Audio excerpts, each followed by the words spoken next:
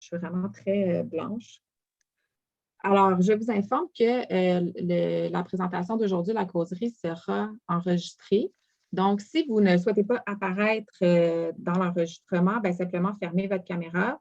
Même chose pour votre voix, si vous préférez qu'elle ne soit pas enregistrée, si jamais vous vouliez poser une question dans la deuxième partie, simplement nous l'écrire dans le chat plutôt que de poser votre question de vive voix. Je serai votre voix. Petite consigne de base. Donc, si jamais vous êtes déconnecté du Zoom, simplement reprendre le même lien pour rejoindre la conversation. Si vous avez des questions, vous allez dans vos... c'est une petite bulle, un phylactère, un pictogramme qui représente la parole. Donc, ça s'appelle le chat ou... Comment ça s'appelle en français? Donc, est-ce que quelqu'un a une version française et peut m'aider? Ça s'appelle discussion. Discussion. Parfait. Donc, le chat ou discussion, et puis simplement écrire votre message dans la boîte. Vous pouvez l'envoyer à tout le monde ou sélectionner une personne directement. Évidemment, vous pouvez donc me sélectionner, mais si c'est une question technique, peut-être sélectionner Daniel Milot. J'en profite immédiatement pour remercier Daniel, qui est toujours là à la technique pour soutenir nos présentations. Donc, c'est ça, si vous avez un problème technique, vous pouvez peut-être lui écrire directement pour essayer de gérer ça, étant donné que moi, je vérifie le chat, mais je suis aussi bien occupée là, à animer, puis aujourd'hui à présenter. Voilà, je pense que pour la technique, c'est pas mal simple comme ça. On commence à être plus habitué aussi au Zoom, donc ça facilite les choses. Alors, bienvenue. Aujourd'hui, causerie sur les défis de l'assurance des maisons anciennes. Peut-être, je vous présente d'abord la PMAC parce qu'il y a beaucoup de personnes inscrites. Je ne sais pas si vous êtes présents, mais il y a beaucoup de personnes inscrites qui n'étaient pas des membres de la PMAC parce qu'habituellement, on a un coût si on n'est pas de la PMAC pour participer aux activités virtuelles. Mais étant donné que la question des assurances, c'est beaucoup plus large et qu'on a aussi le soutien du ministère dans ce mandat-là, on a décidé d'ouvrir plus largement et d'inviter tout le monde gratuitement à la conversation. La mission de la PMAC, c'est évidemment la préservation du patrimoine bâti et donc un des enjeux en ce moment super important, c'est l'assurance des maisons anciennes. Donc, ça fait tout à fait partie de la mission de la PMAC de s'immiscer et de prendre en charge cet enjeu-là. L'Association des amis et propriétaires de maisons anciennes du Québec, pour le dire au complet, ça existe depuis plus de 40 ans. Et comme vous le verrez, là, ça fait 40 ans là, que l'assurance, c'est une discussion là, au sein des activités de la PMAC. Donc, la mission, c'est la préservation du patrimoine résidentiel et de son environnement par l'éducation. C'est un peu ce qu'on fait aujourd'hui avec cette activité-là, la diffusion, puis la sauvegarde et la mise en valeur, évidemment. La PMAC a environ 900 membres, dont 100 sont propriétaires d'une maison ancienne. Donc, quand on dit ancienne, on utilise la même référence que le ministère et la loi sur le patrimoine culturel, c'est-à-dire tout ce qui est construit avant 1940. Rapidement, là, en plus du comité des assurances, on a un comité de sauvegarde, on a des prix qui sont remis annuellement, on a des publications dans la Lucarne qui est publiée 3 fois par année. On a un article dans la Lucarne qui vient juste de sortir, la Lucarne d'hiver, sur les assurances aussi.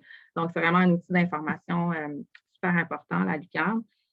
On a les visites aussi, donc les visites de maisons patrimoniales un peu partout au Québec et on a la programmation virtuelle et d'autres activités encore. Vous pourrez aller vous informer sur le site de la PMAC que je mettrai dans le chat bientôt. Je me présente, donc Noémie, je fais partie de cette merveilleuse organisation de la PMAC et je ne suis pas seule et je fais partie du comité des assurances aussi, d'où le fait que j'anime et que je présente aujourd'hui aussi de l'information. Je ne suis pas seule, je suis entourée de bénévoles comme Daniel Milot, entre autres, et les autres bénévoles du comité des assurances. Aujourd'hui, qui sont là pour nous parler, on a Claude Michaud. Peut-être tu peux nous faire un petit allô, Claude? Oui, oui, oui, oui, oui. Salut tout le monde. Claude est Bienvenue. ici, il est président du comité des assurances et il est membre du conseil d'administration. Et aujourd'hui, on a Patrick Toupin, qui est courtier affilié chez Assureur. Bonjour tout le monde. Donc, Patrick, c'est vraiment notre go-to person, hein. Quand on a une question, un truc qu'on n'est pas certain, une affaire compliquée, un doute, on écrit un courriel, on consulte Patrick et on a toujours des informations claires. Et ça, c'est vraiment, vraiment agréable parce que le monde de l'assurance, vous le savez, on a tous une assurance on essaie tous d'avoir une assurance quand on est propriétaire. C'est compliqué. Donc, d'avoir quelqu'un comme Patrick qui est clair, précis et concis dans ses explications aussi, c'est merveilleux. Merci Patrick d'être avec nous. On a le comité des assurances, c'est aussi Claire Pajot, Robert Bergeron et Clermont Bourget. Je pense qu'ils sont tous là. Claire est là. Bonjour Claire. Robert Bergeron me disait que malheureusement, il ne pourrait peut-être pas se joindre à nous, mais sachez, là, donc, on n'est pas seul sur ce comité. On est plusieurs à travailler dessus. Et Claire, Robert et Clermont sont vraiment là depuis plusieurs années au comité des assurances. Donc, ils sont la mémoire du comité des assurances. Aujourd'hui, le programme de notre rencontre, donc, on va commencer par parler un peu de ce que fait le comité des assurances. Évidemment, on en parle à travers la problématique. Ensuite, on aura un petit historique parce que c'est quand même important là, de remettre en contexte. Il y a une exacerbation de la problématique actuellement, mais elle n'est pas née hier. Le problème des assurances, ça ne date pas d'hier. Donc, ensuite, on va faire le tour là, on va essayer de faire le tour du problème, mais c'est une situation qui est complexe. Et donc, on a essayé là, de rendre ça le plus concis possible. Mais suivez-nous, puis gardez vos questions pour la fin parce que justement, la complexité de la chose fait en sorte que les morceaux de casse-tête là, se mettent ensemble petit à petit, puis on comprend mieux. Et la deuxième partie, de la présentation, on passe la parole à Patrick Toupin qui va nous faire un cours 101 de base sur l'assurance des maisons, particulièrement des maisons anciennes. Ensuite, nous donner des petits trucs, conseils là, pour essayer d'améliorer nos conditions d'assurabilité. Peut-être dire ça comme ça. Oui, OK, super, j'ai bien suivi. Je vous en prie, gardez vos questions pour la fin parce que, comme je disais, probablement qu'on va en cours de route répondre à vos questions. Donc, on a mis la période de questions complètement à la fin parce qu'on pense qu'on va couvrir probablement une bonne partie des questions juste avec la présentation. Vos questions à la fin, elles ne doivent pas toucher un cas personnel. Il faut que ce soit une question qu'on peut généraliser à plusieurs. Les questions personnelles, on vous recommande de vous adresser à un courtier, à votre assureur, à des gens comme Patrick Toupin qui ont une connaissance et avec qui vous pouvez développer de façon précise là, sur votre dossier personnel. Donc, si ça s'applique à tout le monde, si c'est une question d'ordre général, super, on va être content d'y répondre. Mais si c'est personnel, peut-être nous envoyer un courriel. Je vais mettre aussi le contact vers le site Internet d'Assureur. Donc, on est très intéressé par vos expériences, mais on est 30 participants aujourd'hui. On ne peut vraiment pas là, couvrir les cas de chacun. Ça va? On est parti? Excellent. Donc, je l'ai déjà dit, là, j'ai oublié de préciser. Pour les questions, si vous ne voulez pas justement les poser à haute voix, mettez-les dans le chat, mais même si vous avez juste une question pour être sûr que je vous vois à la fin, avec les 30 personnes, je n'ai pas tout le monde sur la même page, peut-être juste inscrire dans le chat, j'ai une question. Puis comme ça, je pourrais vous passer la parole en essayant de respecter un certain ordre. Excellent. Maintenant, je pense que je n'ai rien oublié. Claude, tu vas ajouter quelque chose? Oui, j'ai un certain nombre de choses à ajouter. Donc, tu me passes la parole pour que je fasse un peu l'historique du dossier des assurances? Non, attends, avant, je veux juste parler un petit peu du rôle du comité. Parfait, vas-y. Merci. Donc, en fait, l'assurance, c'est un outil, là, je l'ai dit un peu rapidement, mais c'est un outil pour tous les propriétaires de maisons anciennes, bien, de maisons tout court. Là. On a besoin d'une assurance souvent pour avoir un prêt hypothécaire. Donc, ça semble être un privilège, mais finalement, c'est une nécessité. Aussi, évidemment, en cas de sinistre majeur, c'est important. Puis pour le sentiment là, de sécurité que ça procure une assurance. Et donc, en fait, ça permet, puis on verra comment, mais ça permet aux maisons anciennes de trouver des propriétaires et des propriétaires qui sont capables de continuer à investir aussi sur l'entretien puis la restauration de leur maison. Donc, c'est vraiment un enjeu de conservation, de préservation du patrimoine. On ne sait pas, la FMAC ne se lance pas là-dedans simplement pour servir des propriétaires, mais vraiment pour servir l'ensemble, en fait, des maisons patrimoniales. Une maison qui n'est pas achetée, elle n'est pas habitée, évidemment, elle n'est pas entretenue, puis éventuellement, ben, ça mène vers une perte du cadre bâti patrimonial. Donc, c'est vraiment dans la mission de la FMAC, puis c'est pour ça qu'on a un comité des assurances. On a un comité des assurances parce qu'on est contacté par les membres et les non-membres qui font appel à la FMAC pour avoir des réponses et des pistes de solutions.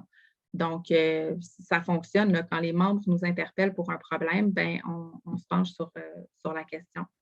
Le rôle du comité, vous verrez davantage comment plus tard, mais c'est vraiment une courroie de transmission, un facilitateur. Donc, les problèmes des cas par cas, des individus sont comme réunis, puis nous, on représente les propriétaires et les maisons anciennes auprès des différents acteurs qui sont impliqués dans l'assurance. On reviendra plus loin sur les acteurs, mais évidemment, les propriétaires, pas le choix, les professionnels en assurance, comme Patrick Toupin, les courtiers, pas les courtiers, c'est les professionnels, je ne suis pas ma propre pensée. Donc, les assureurs, les compagnies d'assurance, les assureurs et les instances gouvernementales comme le ministère de la Culture et les MRC ou les municipalités. Donc, on agit pour que tous ces gens-là se concertent et discutent ensemble de la problématique. Une des actions que j'ai déjà mis dans le chat, mais une des actions du comité qui est très, très importante en ce moment, c'est l'élaboration d'un sondage sur les assurances. On reviendra un petit peu plus loin dans la présentation sur pourquoi c'est si important, mais j'insiste d'emblée pour que allez dans le chat. Donc, vous ouvrez votre petit phylactère, votre petite bulle de conversation en bas de discussion et dans les premières bulles qui viennent de moi, vous allez avoir le lien qui est un lien Form JotForm, c'est indiqué. Vous cliquez là-dessus et vous pourrez compléter le sondage. Ça prend une dizaine de minutes tout au plus. Donc, je vous invite à le faire. C'est très, très, très important pour qu'on puisse mieux représenter les maisons anciennes et les propriétaires. Maintenant que j'ai passé le gros message du sondage qui compte tellement, je passe la parole à Claude pour qu'il nous fasse un petit aperçu, là, un petit historique d'où vient ce problème, depuis quand et comment. Merci. Oui, bon, bonjour tout le monde. Puis, bon, je vous souhaite à mon tour la bienvenue à cette causerie virtuelle qui concerne un problème bien réel. On se comprend tous. Plusieurs d'entre vous avaient eu ces problèmes-là. Alors, je vais faire un petit survol de ce qui s'est passé depuis finalement un sacré bout de temps. Puis, il y a Claire, je vois que Claire est là, Claire Pajot, qui est, comme disait Noémie tout à l'heure, qui est un peu notre mémoire depuis fort longtemps. Alors, Claire, si je dis une couple de niaiseries, tu me rattraperas, puis prends la parole, il n'y a pas de problème, tu me corrigeras. Alors, écoutez, comme disait Noémie, le problème c'est pas d'hier, puisque la première mention d'un problème d'assurance est abordée dans le numéro de mars 1984 de notre publication, La Lucarne. Et puis, je vous donne quelques faits saillants de la suite des choses dans ce dossier là, depuis cette date-là. En fait, je saute une petite période de temps. Là. Je ne vais pas prendre toute la période pour y aller trop en détail. Donc, en 98, il y a eu des rencontres avec des représentants des assurances générales et des caisses Desjardins en vue d'une entente sur une politique d'assurance qui permettrait d'assurer une maison selon sa valeur commerciale et non en fonction de l'évaluation municipale ou en fonction de la valeur de remplacement. Puis ça, vous allez le voir tout à l'heure, Patrick va en parler, ça fait partie de la problématique comme telle. La valeur sur laquelle on s'entend avec un assureur. L'année suivante, donc en 99, on procédait, bon, déjà à ce moment-là, à un sondage auprès des membres afin de mieux connaître les diverses formules d'assurance utilisées, le degré de satisfaction des propriétaires, le coût des polices, etc. Puis bon, ben, aujourd'hui, c'est un peu ça qu'on veut actualiser avec le nouveau sondage en ligne qui est en ligne finalement depuis vendredi et auquel vous vous ferez, j'en suis persuadé, un plaisir de répondre si ce n'est pas déjà fait. Alors, au printemps 2001, le magazine Continuité publiait dans ses fiches techniques Patrimoine et assurance, un mariage de raison. L'article soulignait l'importance pour les propriétaires de maisons anciennes de bien connaître le vocabulaire relatif aux assurances. Et ça, croyez-moi, c'est d'une très, très grande importance également. Et Patrick abordera le sujet tout à l'heure. En 2002, la Commission des biens culturels du Québec publie un document qui a pour titre « L'assurance des bâtiments anciens, situation actuelle et pistes de réflexion ». Ça fait longtemps qu'on réfléchit là-dessus. En 2005, la PMAC a collaboré avec un département du Cégep de Sainte-Foy, le département du Conseil en assurance et services financiers, suite au sondage qui avait été fait l'année précédente, en publiant un document d'information destiné aux assureurs et aux propriétaires de maisons anciennes. Et encore une fois, cette recherche a été publiée avec l'aide financière du Bureau des assurances du Canada. Finalement, pendant 2 ans, de 2012 à 2014, VAPMAC et le cabinet d'assurance Dale Parizeau Morris Mackenzie ont eu de nombreuses discussions dans le but de cerner les besoins spécifiques pour les maisons anciennes. Et puis, le programme Heritas, appuyé par la Lloyd's d'Angleterre, est officiellement lancé au printemps 2014. Certains d'entre vous en ont probablement bénéficié.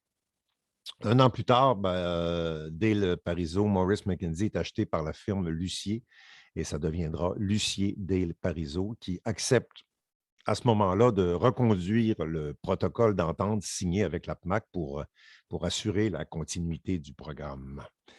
Mais vers la fin de 2016, on constate à la PMAC que la direction de Lucier Dale Parizeau est pas mal moins engagé que le précédent cabinet d'assurance à exploiter ce marché et il en résulte un effritement des ventes, faute d'intérêt de la part du courtier.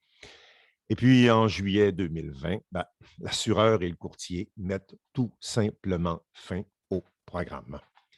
Bref, comme je disais tout à l'heure, le problème n'est pas d'hier. Il n'a pas cessé de prendre de l'ampleur depuis près de 40 ans et comme vous le constaterez à l'instant avec les exposés de Noémie et Patrick, il y a une aggravation très importante du problème qui s'est opérée depuis 2 ans, qui met en danger le patrimoine immobilier québécois, mais pour lequel, fort heureusement, on a des pistes de solutions.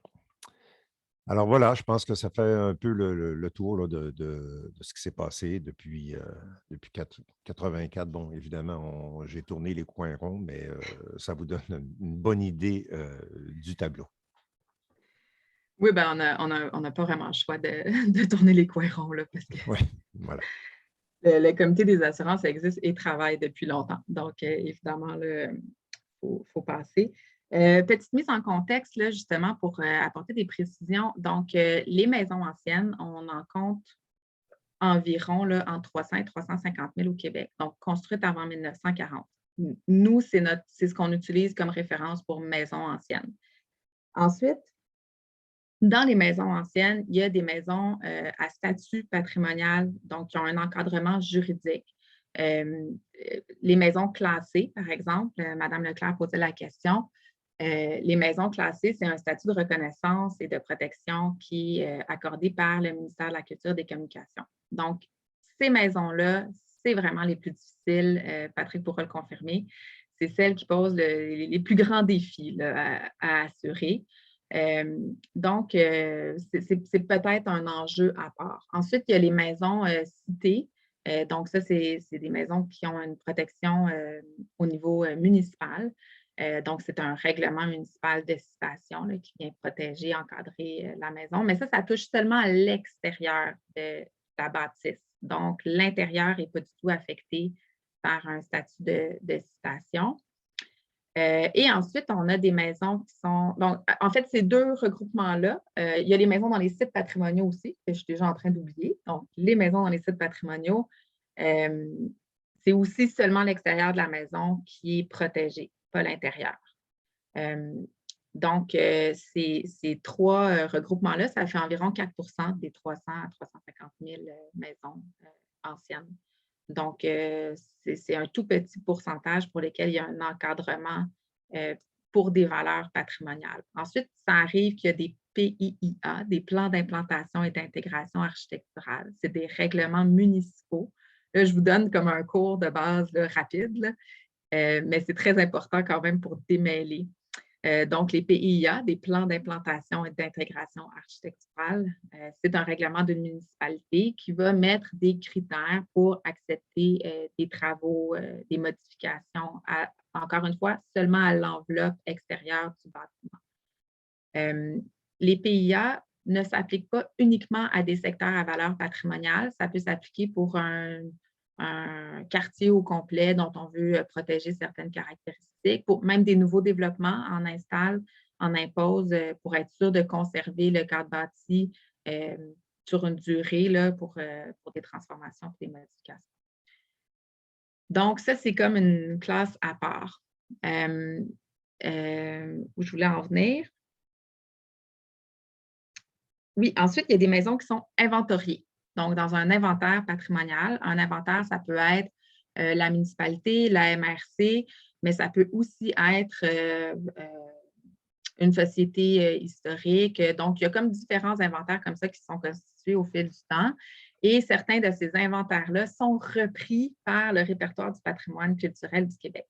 Ça, c'est un outil que certains assureurs, mais pas tous, certains courtiers, certains agents en assurance, mais pas tous, vont consulter pour comprendre là, à quel point votre maison peut être patrimoniale ou pas. Donc, c'est un outil de plus. Il n'y a aucun règlement, il n'y a aucune contrainte, il n'y a aucun encadrement à des travaux qui sont faits sur des maisons inventoriées ou même répertoriées, à moins qu'elles aient un statut.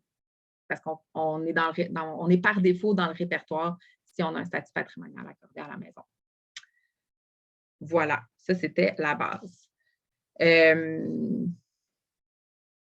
qui arrive en ce moment, c'est que, donc, je vais passer des maisons anciennes aux maisons classées, aux maisons encadrées par un statut patrimonial. Mais en général, là, malheureusement, ce qu'il faut comprendre, c'est qu'il y a une influence ou une insécurité ou un flou, une incompréhension. Et le 4 des maisons qui sont encadrées par un statut patrimonial viennent jeter un préjugé sur l'ensemble des maisons anciennes. Disons ça comme ça. Donc, on a énormément d'appels. Le Comité des assurances, mais la FMAC, a énormément d'appels de propriétaires qui sont inquiets, soit parce qu'ils ont carrément reçu un avis de non-renouvellement, ça arrive, parce que l'assureur ne couvre plus ce type de propriété, soit qu'ils se font même interrompre leur assurance en cours de contrat, ça arrive aussi, ou ils ont une augmentation importante et parfois diminuée avec un retrait de certaines couvertures. Donc, l'assurance, il faut aussi se mettre en tête là, tout le temps que c'est du cas par cas. Chaque propriété est différente, chaque assuré aussi a un dossier et un portefeuille différent et chaque assureur a ses propres critères. Donc, c'est rapidement compliqué. Le premier constat du Comité des assurances, c'est vraiment la méconnaissance autant de ce que je viens de vous dire, là, des statuts patrimoniaux, des des appellations, du vocabulaire, de la terminologie qui est appliquée à une maison ancienne ou patrimoniale ou encadrée par un statut juridique ou ancestral. Ancestral aussi, c'est un mot qui revient souvent. Et souvent, le propriétaire lui-même n'est pas nécessairement au courant de l'encadrement ou dans quelle catégorie tombe sa maison. Les propriétaires sont souvent très fiers de leur maison ancienne, ancestrale, patrimoniale. Et puis, elle peut être patrimoniale pour ma famille, ma maison, mais ça ne veut pas dire qu'elle a un statut patrimonial. Et puis, peut-être que d'arriver avec fierté à un courtier ou à un agent en assurance, là, ma maison est patrimoniale, ce n'est peut-être pas la meilleure approche. Donc, il faut essayer de comprendre le vocabulaire. Puis, c'est la même chose aussi, les propriétaires n'ont pas toujours une fine compréhension, parce que c'est très compliqué, des produits de l'assurance, puis de ce qu'on peut aller chercher comme couverture, ce qui devrait s'appliquer, ce qu'on pourrait retirer. Donc, c'est deux mondes qui ont de la difficulté, en fait, à se rejoindre et à se parler. Et on le verra, j'y reviens plus tard, mais l'assureur qui ne comprend pas ces concepts-là de protection patrimoniale, il y a de la difficulté à jongler avec les concepts, puis avec les effets réels d'une protection, d'un statut, d'une reconnaissance ou simplement de figurer dans un inventaire. Donc, la méconnaissance des uns et des autres, des deux univers, ça fait en sorte que les conversations sont compliquées. C'est partir toujours de la base puis essayer de construire des connaissances, puis des concepts, puis de voir où on peut se rencontrer, puis voir où on se rencontre en ce moment pas.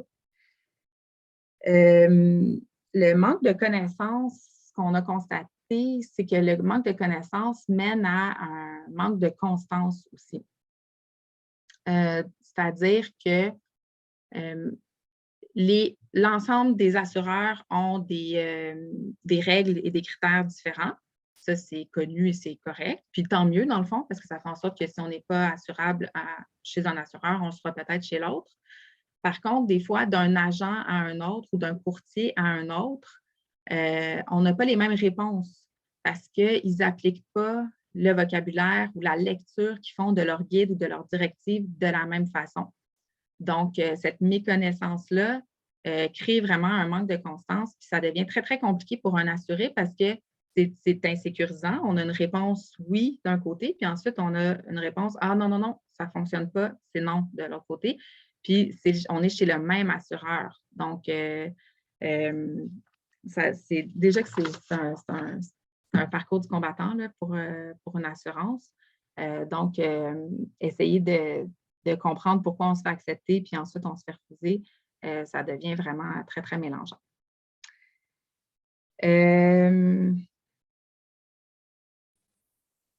À ça, évidemment, les pistes de solutions, c'est en fait ce qu'on fait en ce moment. Donc, c'est une question d'éducation, mais c'est aussi ce qu'on fait avec le Comité des assurances en contactant des assureurs, en parlant avec le Bureau d'assurance du Canada, le BAC.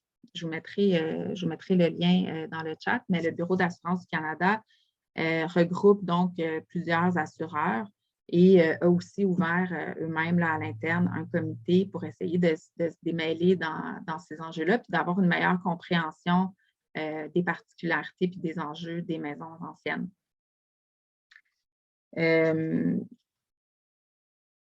Éventuellement, on espère aussi développer un programme d'éducation, un programme vraiment d'éducation pour les courtiers puis les agents en assurance. C'est un projet à plus long terme. Là. Le comité des assurances ne peut pas être dans tous les dossiers en même temps, mais c'est sûr que c'est quelque chose qui serait vraiment pertinent là, pour essayer de réunir les deux mondes et d'avoir une meilleure compréhension. Cette méconnaissance-là, on l'a aussi comprise au niveau du manque d'information. Et je reviens sur le sondage parce qu'en fait, en parlant avec les assureurs, avec le BAC, on a compris que on n'a pas les données, on n'a pas les statistiques nécessaires, on n'a pas l'information pour savoir est-ce que les maisons anciennes, c'est réellement un plus gros risque? C'est ce qui est avancé par les assureurs souvent. Donc, est-ce que les dommages sont plus fréquents? Est-ce qu'ils sont vraiment plus coûteux? On ne le sait pas non plus. Est-ce que c'est les délais pour régler des dossiers? Donc, ça, c'est tout, là, je suis en train de vous nommer ce que les assureurs reprochent aux maisons anciennes, là. Donc, il y aurait plus de dommages, ce serait plus coûteux en cas de réclamation et ce serait surtout des réclamations qui sont beaucoup plus longues à traiter. Et ça peut être le cas, on comprend, quand il faut demander une autorisation au ministère, par exemple, mais quand c'est une maison qui est ancienne, qui n'a aucun statut patrimonial, qui n'a pas de règlement de citation, qui n'est pas dans un site du patrimoine, qui touche la majorité des maisons anciennes, là, on a de la difficulté à comprendre parfois pourquoi ça serait plus long. Donc, est-ce que c'est vraiment plus long? Nous, on n'a pas les informations. L'information et les assureurs, peut-être qu'ils ont ces données-là, mais on se demande s'ils en ont fait l'analyse avant de prendre des décisions et de les appliquer là, aux maisons anciennes, puis de fermer ce marché-là à leurs assureurs. Donc, le sondage, évidemment, c'est une de nos réponses à ce manque d'informations. On vous invite à le compléter. Il y avait plus de 60 personnes inscrites aujourd'hui. On espère que les 60 l'auront complété. On vous invite aussi à passer le mot. Envoyez-le. Tout le monde qui a une maison construite avant 1940, que vous ayez eu ou non des difficultés à assurer votre maison. Là, puis des difficultés, là, c'est est-ce que j'ai trouvé que la prime était exorbitante par rapport au coût de reconstruction? Est-ce que le coût de reconstruction était réaliste? Est-ce qu'il a fallu que je négocie? Est-ce que j'ai des augmentations à chaque année? Tout ça, c'est des difficultés, là. Ça rentre dans le grand chapeau de la difficulté. Mais ça s'adresse à tout le monde parce qu'en fait, nous, évidemment, on a les plaintes. Est-ce qu'il y a des gens pour qui ça va bien? Est-ce qu'il y a des gens qui ont trouvé des solutions et qui sont capables de les appliquer? Donc, faites passer le mot du sondage, puis insistez pour que les gens que vous connaissez qui ont des maisons anciennes le remplissent. Ça va nous aider grandement à mieux vous représenter puis à trouver des pistes de solutions.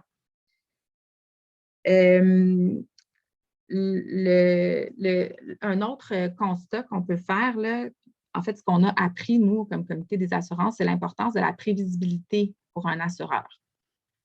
Patrick Toupin va nous en parler. Mais en fait, l'idée, c'est qu'un assureur doit être capable de prévoir combien ça va coûter réparer, remettre l'assuré dans l'état antérieur au sinistre. Parce que c'est ça le concept de l'assurance. J'ai une maison, ma maison a un gros dommage, il y a une tempête, il y a une branche qui traverse ma fenêtre, il faut que je fasse réparer ma fenêtre. Je suis couvert par mes assurances, super. Combien ça va coûter? L'assureur a besoin d'avoir cette donnée-là pour pouvoir vous charger une prime qui est juste par rapport à la valeur des coûts en cas de sinistre. Dans le cas des maisons anciennes, les assureurs ont de la difficulté à évaluer ces coûts-là. Donc, ça, c'est un enjeu qui est important puis sur lequel on cherche des solutions.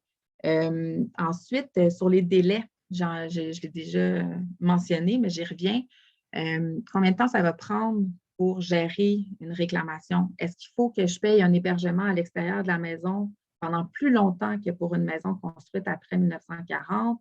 Est-ce que les artisans, la main-d'œuvre, est-ce qu'elle va être disponible aussi pour pouvoir faire les travaux dans les délais rapidement, etc. Donc, la prévision des délais, c'est aussi très, très important pour un assureur. Et pour l'instant, ils avancent, c'est que ce serait plus long dans le cas des maisons anciennes. Puis, on comprend que pour obtenir les permis avec le ministère, peut-être que c'est plus long, mais en fait, est-ce que ça va l'être encore avec l'application des mesures qu'eux-mêmes se sont données dans les modifications à la loi sur le patrimoine culturel? On espère que non. Mais ensuite, il y a les municipalités aussi qui doivent parfois là, donner les permis de construction. Tout ça.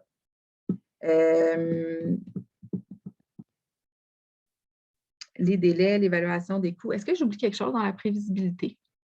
Là, je me tourne vers Claude ou vers Patrick. Je pense qu'on est... Je pense que tu as fait le tour. Oui? OK. Super. Donc, voilà. Donc, ce que les assureurs avanceraient, mais on n'a pas, nous, l'information pour venir justifier ça, c'est que ce serait plus long et plus coûteux. Donc, encore une fois, répondre au sondage nous aiderait à avoir une meilleure idée de est-ce que c'est vrai ce qu'ils avancent. Une des pistes de solution pour ça, c'est d'avoir un programme, c'est d'avoir un programme qui est adapté aux maisons anciennes, donc un programme d'assurance qui prend en compte les particularités qui est géré par un assureur qui va à la longue développer aussi une expertise pour les maisons anciennes, qui comprend, par exemple, les mises aux normes. Ça aussi, c'est un enjeu pour et les propriétaires et les assureurs. Est-ce que les maisons anciennes doivent respecter les mêmes normes? Par exemple, les mains courantes, les anciens poêles, ces petites choses-là qui font le charme des maisons anciennes, mais qui sont juste pas pareilles, qui sont juste pas aux normes. C'est souvent une inquiétude pour un assureur. Le dernier constat, ce qui va me permettre là, en fait, de passer la parole à Patrick, parce que c'est vraiment de son essor, c'est les concepts, je l'ai un peu mentionné, mais les concepts de l'assurance, les prémices de l'assurance qui sont, par exemple, de remettre un assuré dans son état antérieur au sinistre. Est-ce que ça s'applique vraiment bien à une maison ancienne? Sachant que ce qu'on apprécie souvent de nos maisons anciennes, c'est justement leur valeur d'ancienneté, leur valeur d'authenticité. Une fois que ma maison brûle, est-ce que je veux, on utilise toujours le terme, mais je trouve qu'il est tellement bien. Dans le comité des assurances, on parle, est-ce que je veux du faux vieux? Donc, est-ce que je veux avoir quelque chose qui représente l'esprit du vieux, mais qui n'est pas ce vieux-là? Ou est-ce que je vais aller chercher du neuf? Je pourrais aller chercher du neuf. Je pourrais décider de juste repartir un autre projet de restauration sur une autre maison, par exemple, si ma maison brûle complètement. Donc, mais ça ne fonctionne pas avec l'idée de remettre à l'état antérieur. Puis l'état antérieur, nous, on considère que c'est l'ancienneté de la maison qui fait cet état antérieur-là. Mais l'assureur, on peut comprendre là, que son concept de base, c'est pas, ça fonctionne mal. Même chose sur la mise aux normes. Est-ce qu'un assureur peut assurer quelque chose qui n'est pas aux normes? On peut comprendre que de son point de vue, c'est difficile. Et là, on rentre dans et c'est là que je passe le flambeau à Patrick, dans le coût de reconstruction, la valeur à neuf, la valeur agréée. C'est des conceptions de l'assurance ou des outils de l'assurance, je ne sais même pas comment appeler ça, qui sont mal compris des assurés, mais qui pourraient vraiment être une piste de solution super intéressante pour le programme et pour les maisons anciennes. Je pense que ça fait le tour pour les constats. Claude, est-ce que tu as quelque chose à ajouter? Non, ça va. Écoute, je pense qu'on a fait le tour. La table est bien mise pour que Patrick prenne la relève. Voilà. J'espère ne pas avoir trop assommé tout le monde. J'espère avoir été claire tout en essayant de limiter la complexité. Mais là, Patrick va mettre ça un petit peu plus concret, là, tout ça, je pense. Je vais essayer de pas si tu ne les as pas assommés maintenant, je vais essayer de ne pas poursuivre, moi, avec le sujet fort passionnant de l'assurance. Donc, oui, mon nom est Patrick Toupin. Je suis partenaire et courtier d'assurance pour AssureArt, un cabinet d'assurance qui est né d'une problématique, en fait, qui se trouvait dans les arts visuels. Donc, au même titre que les maisons anciennes, les artistes en art visuel avaient de la difficulté à s'assurer. Les assureurs voyant les artistes comme persona non grata. Donc, on a développé des solutions d'assurance pour cette clientèle-là en particulier et on a élargi notre champ à tout le marché de l'art, les galeries, les musées, les collectionneurs et les transporteurs, les encadreurs. Donc, vraiment tout le marché de l'art on répond à ces besoins-là. On a reçu une demande pour une maison ancienne d'un de nos clients et c'est ce qui nous a amené à approcher l'APMAC parce qu'avant, j'avais la chose facile. Je connaissais le programme Héritas et si un client m'appelait avec une maison qui était classée, avec un statut patrimonial que je connaissais très peu à la base, je lui donnais simplement le numéro de téléphone de Del Pariso. Je disais, eux vont pouvoir vous aider avec cette problématique-là. Malheureusement, lorsque c'est arrivé la dernière fois, j'ai appris que le programme Héritas était mort et j'ai donc contacté la PMAC pour savoir ce qu'il en était. Et on m'a donc confirmé que c'était bien le cas. Et j'ai discuté avec eux. J'ai un petit peu tombé en amour avec la PMAC. Et puis, j'ai décidé de m'impliquer et d'essayer de les aider à trouver une solution à cette même problématique, au même titre qu'on l'avait fait au niveau des artistes en art visuel. Donc, voilà pour moi. Donc, je mentionnais que j'étais courtier. La première des choses que je voudrais démystifier, c'est la différence entre un courtier et un agent. C'est deux modes de distribution qu'on a de l'assurance. Donc, un courtier fait affaire avec plusieurs assureurs, tandis qu'un agent travaille auprès d'un assureur en particulier. Ce que ça implique pour le consommateur, c'est de savoir, lorsque j'appelle, par exemple, Desjardins, je parle à un agent et lui, il ne représente que Desjardins. Ou que la Capitale, ou que la SSQ, ou Industrielle Alliance, Banque nationale, Bel Air. Donc, ce sont tous des directs.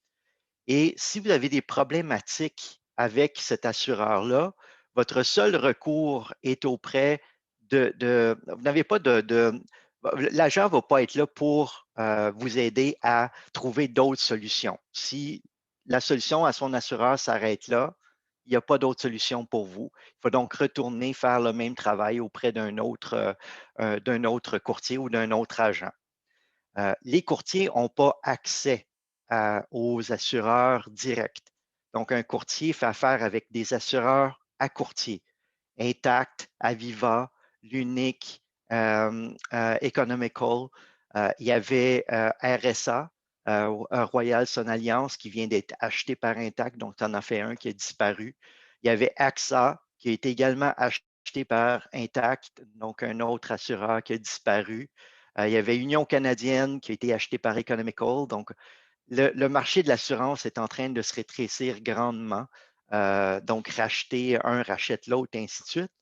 Et il y a même des assureurs qui achètent d'autres boîtes et qui continuent de fonctionner de façon autonome. Par exemple, Bel Air appartient à Intact. Banque nationale appartient à Intact. L'assurance Banque nationale appartient à Intact. La personnelle appartient à Desjardins. Donc, il y a aussi des mariages comme ça, mais ces assureurs-là continuent quand même de fonctionner d'une façon autonome. L'autre chose que je voudrais expliquer, c'est quoi au juste l'assurance? Première des choses, on entend souvent ça, c'est un droit. C'est malheureusement pas le cas. C'est un produit de consommation. Les assureurs sont, pour la plupart, des assureurs qui cherchent à faire des profits. Donc, s'il n'y a pas de droit acquis, les assureurs décident des règles et c'est eux qui appliquent ces règles-là.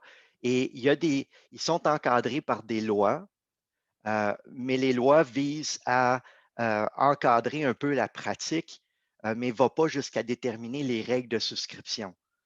Donc, l'assurance est malheureusement discriminante. L'assureur peut déterminer que tel groupe de risque, il n'en veut pas. Et c'est son droit.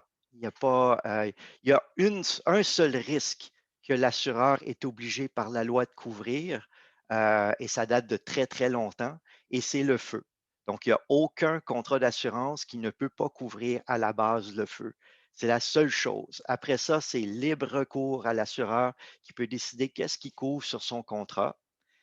La plupart des assureurs sont membres du BAC, le Bureau d'assurance du Canada, qui n'est pas un mécanisme d'encadrement des assureurs. C'est en fait un regroupement, une association, un club, si on veut, d'assureurs qui se sont qui se sont regroupés pour essayer de se donner des normes et des façons de faire qui soient un peu similaires. Le BAC est encadré pour pas que ça devienne comment on dit ça donc, un monopole. Donc, les assureurs ne font pas de la collusion pour essayer de trouver de s'entendre sur certains principes. Techniquement, il n'y a eu aucune collision du fait que de moins en moins d'assureurs couvrent les maisons anciennes. Donc, ce n'est pas par décret du BAC que tous les assureurs ont commencé à se retirer des maisons anciennes. Je vais expliquer un petit peu qu'est-ce qui a amené ce phénomène-là. Donc, le BAC est là juste pour donner un peu comme un encadrement général, notamment sur la structure des contrats, pour que ça soit plus clair au niveau de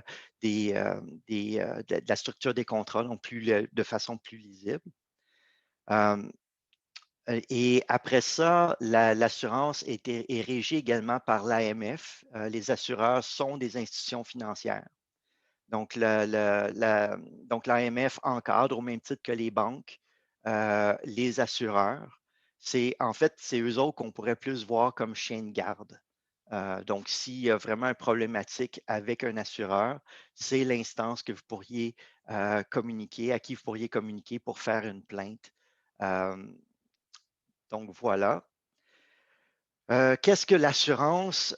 C'est le transfert d'un risque vers un assureur.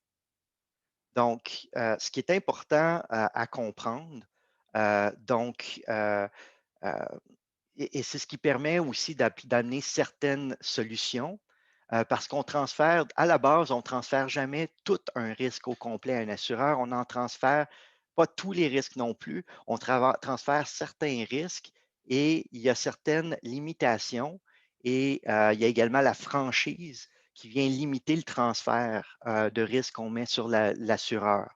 Et c'est là, lorsqu'on se questionne sur comment on peut réduire nos coûts d'assurance, selon notre capacité à accepter le risque, on peut diminuer ce qu'on transfère à l'assureur en termes de risque, ce qui vient en bout de ligne diminuer la prime d'assurance. On parlait tantôt des différents modalités de règlement d'assurance. Ça a attrait au but de l'assurance. Le but premier de l'assurance qui est de remettre dans le même état l'assuré dans lequel il était avant un sinistre. Et c'est là où le bas blesse avec les maisons anciennes. C'est que de base, un contrat et la modalité de règlement d'un contrat, c'est selon la valeur au jour du sinistre, ce qui implique que l'assureur applique une dépréciation, qui est un certain pourcentage selon l'âge, selon l'âge et la durée de vie utile d'un bien. À ça, les assureurs, normalement, pour un contrat d'assurance habitation, viennent greffer ce qu'on appelle la valeur à neuf, qui vient un peu détourner le but premier de l'assurance, parce que la valeur à neuf, on vous met dans une situation supérieure à ce que vous étiez, supérieure techniquement, là. Donc, on indemnise en fonction du coût de remplacement ou du coût de reconstruction de la maison avec des matériaux neufs et ou un remplacement pour un bien neuf, si on parle de biens meubles. La problématique avec les maisons anciennes et tout particulièrement les maisons avec un statut juridique, c'est que, comme Noémie le mentionnait, ça implique un coût plus élevé qu'une maison plus récente et ça implique aussi des délais, surtout au niveau des maisons avec un statut de protection juridique, pour attendre le go, le OK des instances gouvernementales pour poursuivre les travaux. Il y a aussi l'autre problématique où notre règle première de remettre l'assuré exactement dans le même état qu'il était avant le sinistre, donc toutes les moulures en bois, tous les éléments architecturaux qui ont été sculptés, tout ça doit être refait. Donc, ce qui implique à retrouver des corps de métier qui sont parfois rares à trouver. J'ai un des exemples qu'on a déjà connu, un expert a été appelé d'Italie pour venir refaire une certaine caractéristique architecturale d'une maison parce qu'on n'avait plus cette expertise-là ici au Québec. Oui, ils n'en avaient pas trouvé au Québec. Donc, c'est des coûts supplémentaires pour les assureurs. Maintenant, est-ce que les assurés veulent avoir nécessairement ces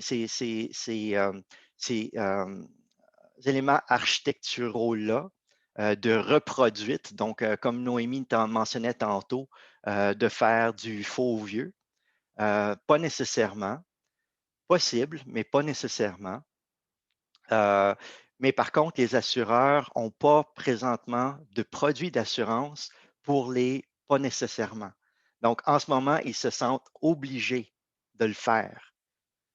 Donc, il va falloir éventuellement avoir en fait, la porte de sortie va être de la création d'un programme d'assurance spécifique pour les maisons anciennes où on va être en mesure de pouvoir adresser cette particularité-là. Ce qu'il faut comprendre, c'est que les assureurs, au fil des années, ont simplifié beaucoup leurs produits d'assurance de manière à, disons, on va dire en prévision de ce qui s'en vient dans le futur. Donc, une distribution de produits d'assurance sans représentant. Donc, ni plus ni moins avoir la capacité d'aller sur Internet comme on voit déjà aux États-Unis et de vous-même acheter un produit d'assurance avec seulement quelques questions. Ça va couvrir une grande partie des besoins d'assurance de monsieur, madame, tout le monde, mais ça ne vient pas combler les besoins de certaines personnes qui ont des besoins plus particuliers, notamment les maisons anciennes. Ce que je voulais adresser aussi, c'était le principe de l'assurance. Donc, le principe de base de l'assurance, c'est la loi des grands nombres. Donc, on met ni plus ni moins des primes dans un chapeau. Et aussi, de tous ceux qui ont contribué au pot, donc au chapeau, ont le droit à être indemnisés advenant un sinistre et on va piger à même ce chapeau-là pour payer pour les indemnités des gens qui ont eu un sinistre. Donc, les assureurs ont comme but, comme mission de préserver ce pot-là. Donc, ils veulent s'assurer qu'il y ait suffisamment d'argent dans le chapeau pour répondre aux différents sinistres, aux différentes demandes d'indemnité.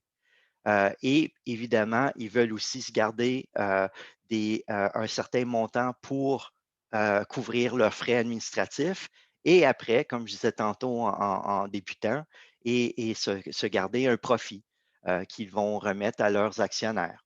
Donc, si les assureurs n'arrivent pas à être profitables, ils vont faire des changements.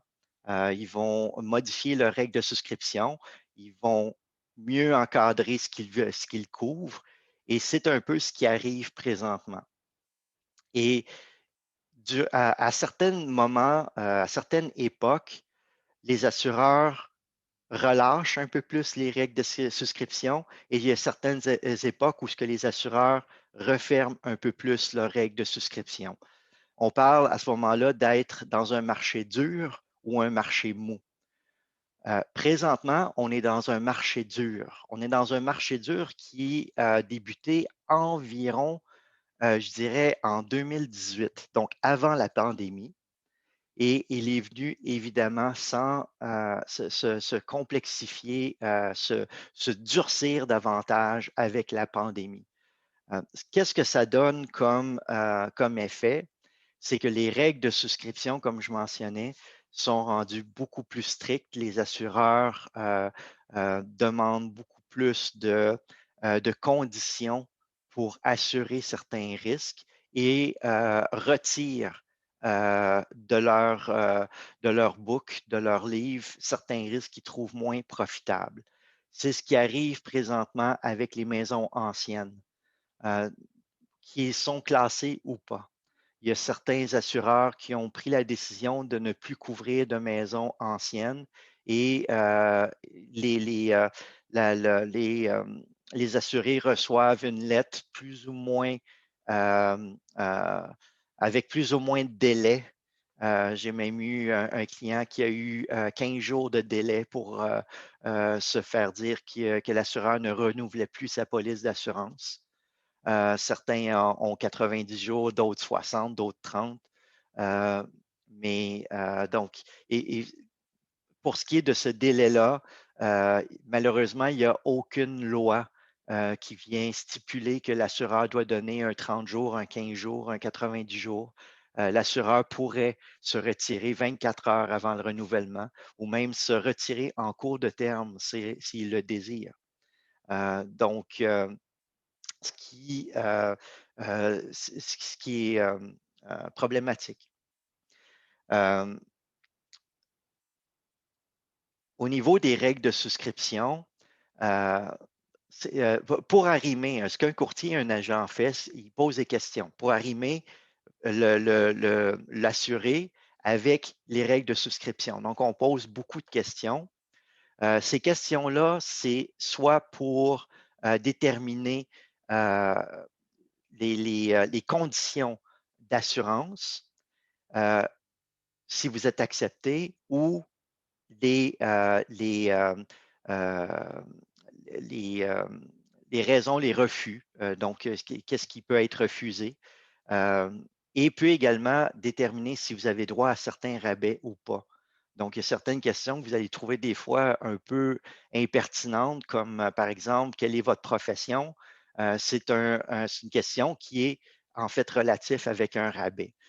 Donc, ce n'est pas une question d'assurabilité, c'est vraiment pour vous donner un rabais.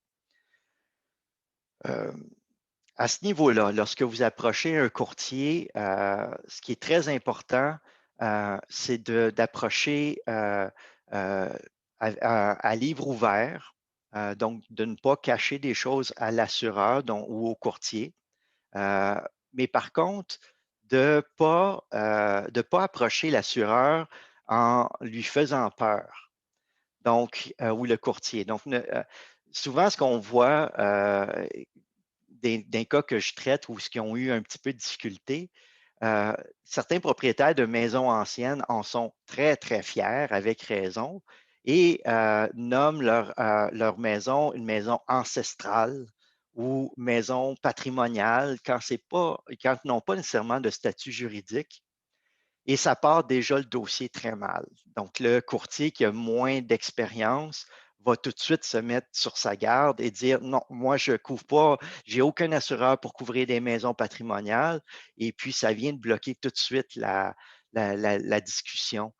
Donc, on part un peu à revers. Donc, je dirais d'éviter les adjectifs. Vous voulez assurer une maison, point. Et c'est une maison de 1852. Donc, pas besoin de dire que c'est une maison ancienne, pas besoin de dire que c'est une maison patrimoniale, une maison ancestrale. Ça, c'est un qualificatif qui amène des préjugés. Donc, simplement approcher en disant que vous voulez simplement assurer une maison et laisser les questions se défiler. Aussi, avant d'appeler, prenez le temps de bien avoir les réponses en ce qui a trait à la construction de votre maison, aux rénovations qui ont été faites, au statut patrimonial, statut juridique.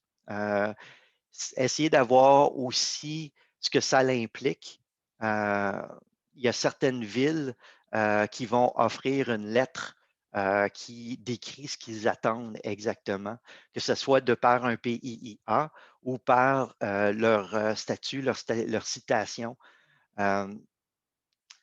Et puis, pour ceux qui sont sur un site patrimonial, je dirais qui est justement très important de communiquer avec la ville, avec l'instance gouvernementale, euh, pour savoir exactement ce qui est attendu d'eux, parce que ce n'est pas toutes les maisons qui sont dans un site patrimonial qui sont vraiment patrimoniales. Il y a des maisons qui peuvent être très récentes, construites dans les années 80, qui ont été construites sur un site patrimonial et que les assureurs vont également voir problématiques. Ce n'est pas le cas, juste parce qu'ils ont un statut sur le site du ministère. Euh, donc, mais en ayant une lettre de la ville qui dit oui, oui, il est sur un site patrimonial, mais non, tout ce qu'on va demander, c'est que la couleur de sa brique soit rouge, puis que ses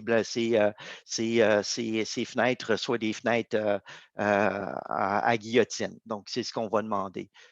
Donc, ce n'est pas trop demandant. Voilà. Est-ce qu'il y avait autre chose, Noémie, que j'aurais pu faire le tour? Parce que j'essaie de voir, je vois le temps filer. Oui, ben J'ai en fait, encore, j'ai encore 3 pages de choses que je pourrais dire, mais je vois le temps filer, puis j'essaie de résumer. c'est ça. Peut-être, je sais qu'on peut réfléchir à certaines façons là, ou envisager notre police d'assurance sous certains angles pour essayer de diminuer notre prime, par exemple en haussant la franchise, donc en prenant plus de risques sur nous ou en éliminant certaines couvertures quand c'est peut-être pas pertinent pour nous, Oui, mais on a tellement d'insécurité, en tout cas en tant qu'assuré, là, souvent on veut juste être le plus couvert possible, mais parfois on a des couvertures qui ne s'appliquent pas nécessairement. Peut-être que tu peux développer là-dessus. oui, absolument. Bonne suggestion.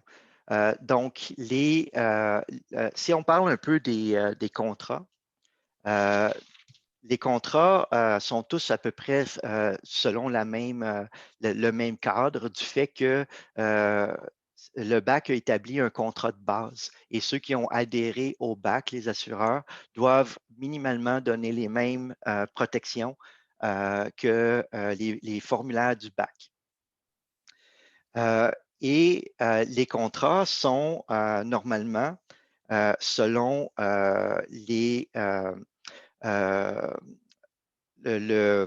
comment j'essaie de trouver le terme, euh, les, selon les risques. Donc, le type de risque qui est couvert, c'est soit un contrat qui est tout risque ou à risque désigné. Et les risques, les contrats à risque désigné, il y en a plusieurs déclinaisons. Donc, il y a certains risques désignés qui sont un petit peu plus complets. Il y en a qui sont avec vraiment le strict minimum. Donc, lorsqu'on a un contrat, ce qui est important de savoir, c'est est-ce que j'ai un contrat qui est tout risque ou un contrat à risque désigné. Si vous avez un contrat qui est à tout risque, ce qui est important de regarder, ce sont les exclusions. Parce que c'est jamais, il n'y a jamais on dit que c'est un contrat tout risque, mais ce n'est pas vrai. Il n'y a aucun assureur qui couvre absolument tous les risques. Il y a toujours des exclusions dans un contrat. Il y a des exclusions qui peuvent être renversées par un avenant. Un avenant, c'est une modification au contrat. Et il y a certaines exclusions qu'on ne peut pas renverser, comme par exemple le terrorisme, qui est exclu sur absolument tous les contrats d'assurance, ne peut pas être renversé, mais le dégât des eaux, qui est une exclusion sur tous les contrats d'assurance, peuvent être renversés. L'eau au-dessus du sol, l'eau en dessus du sol. Donc, dans les façons de réduire son coût d'assurance, il y a la possibilité d'opter pour une formule à risque désigné et d'aller vers les formules où ce qu'on garde un peu plus de risque sur nos épaules. Donc, par exemple, si on va dans un risque désigné de base, on va couvrir le feu, le vol, le vandalisme, les tempêtes de vent et donc, les risques sont les plus réguliers. Par contre, on ne va pas couvrir, par exemple, on échappe un pot de peinture sur un beau plancher de bois franc. Donc, ça ne serait pas couvert. Ce serait couvert, par contre, sur une formule tout risque. L'autre façon de baisser son coût d'assurance, c'est d'augmenter la franchise, qui est encore là une façon de prendre encore un peu de risque sur ses épaules plutôt que de transférer le risque sur les épaules de l'assureur. Donc, vous pouvez augmenter votre franchise. Si vous avez une franchise présentement de 500 $, vous pourriez l'augmenter à 1000, à 1500, 2000, 3000, 10 000. Même certains assureurs vont permettre 25 000. Et après, il y a le choix des avenants, donc pour renverser certaines exclusions. Donc, on pourrait, par exemple, choisir de ne pas couvrir l'infiltration d'eau par la toiture ou ne pas couvrir le dégât, le refoulement des égouts, par exemple. Donc, c'est des choix que vous pouvez faire également.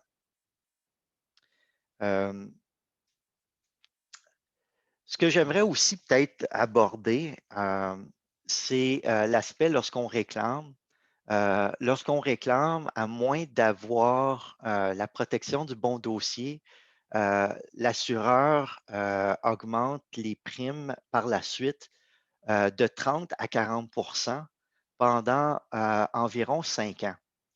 Donc, ce qui est important de retenir là-dessus, c'est qu'il faut se souvenir que l'assurance, c'est pour les catastrophes. Si vous réclamez pour des petites choses, non seulement vous avez votre franchise à assumer, mais après, vous allez devoir assumer une augmentation de votre prime et peut-être que ce que vous avez réclamé, vous allez le payer 2 ou 3 fois. Donc, gardez en tête que l'assurance, c'est uniquement pour les catastrophes, ce qui aussi vient un petit peu, comment je pourrais dire, faire en sorte que c'est plus acceptable d'avoir une franchise plus élevée. Donc, parce que comme vous n'allez pas réclamer pour 1000 $, bien peut-être d'avoir une franchise de 2500, c'est correct. Autre chose que je voulais mentionner au niveau de l'augmentation des primes, présentement, vous avez la plupart des gens connaissent des augmentations de primes importantes. Ce n'est pas nécessairement dû du fait que votre maison est ancienne. Les assureurs sont tous en train d'augmenter leur taux en assurance habitation du fait des changements climatiques. Donc, les changements climatiques ont emmené une forte augmentation au niveau des demandes de réclamation. Et les assureurs sont donc obligés, comme je disais tantôt, c'est le pot. Il faut qu'ils remplissent le pot, le chapeau. Donc, ils sont obligés d'augmenter leur taux. Et ce n'est pas nécessairement juste des choses qui se passent chez nous, parce qu'il faut savoir que les assureurs aussi s'assurent. Donc, c'est un marché qu'on appelle le marché de la réassurance. Et ce marché-là, il est international. Donc, les tsunamis au Japon, les tornades aux États-Unis viennent affecter nos propres primes ici parce que les assureurs aussi se voient augmenter leurs primes de réassurance et tout ça se déboule jusqu'à monsieur et madame tout le monde. On m'a demandé aussi d'aborder l'aspect des inspections pour les maisons anciennes ou en fait n'importe quelle maison. Une inspection qui est demandée par les assureurs, c'est une façon pour les assureurs d'aller mettre des yeux parce que normalement, tout est fait au téléphone, par Internet. Donc, l'assureur, il veut avoir quelqu'un de confiance qui va aller voir le risque et ça ne s'arrête pas juste à faire un coup de reconstruction de la maison. Donc, aller regarder la dimension et s'assurer que le bâtiment est assuré selon la bonne valeur. C'est une des choses que l'inspecteur va faire, mais l'inspecteur va également s'assurer que la maison est aux normes. Pour les maisons récentes, ce n'est pas un problème. Pour les maisons anciennes et surtout les maisons patrimoniales, c'est très problématique. Parce que, par exemple, on l'a mentionné, on a une galerie, la galerie a une certaine hauteur, le garde-corps. Aujourd'hui, on veut une autre hauteur plus haut. Et les assureurs, et la raison pour laquelle ça a été augmenté, c'est qu'il y a eu des chutes et les assureurs qui couvrent également, évidemment, la responsabilité civile, veulent se protéger et demandent à ce que les garde-corps soient plus élevés. Mais on s'entend, si on fait ça sur une maison patrimoniale, on vient complètement de la dénaturer.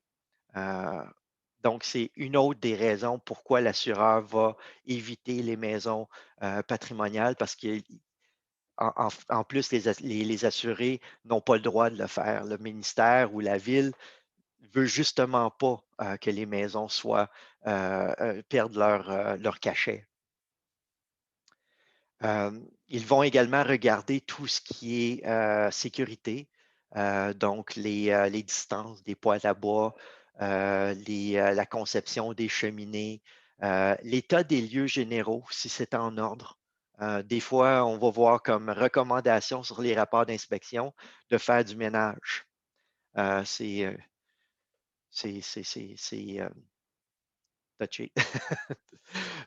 Qu'est-ce qui est propre, qu'est-ce qui est en ordre pour un n'est pas nécessairement pour l'autre. Fait que ça dépend toujours de l'œil de l'inspecteur.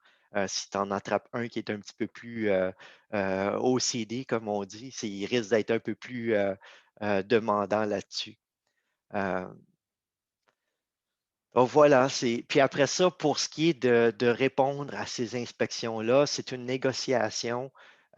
Et puis, il y a des façons aussi d'essayer de combler. Ils vont donner, par exemple, des demandes comme augmenter la hauteur du garde-corps.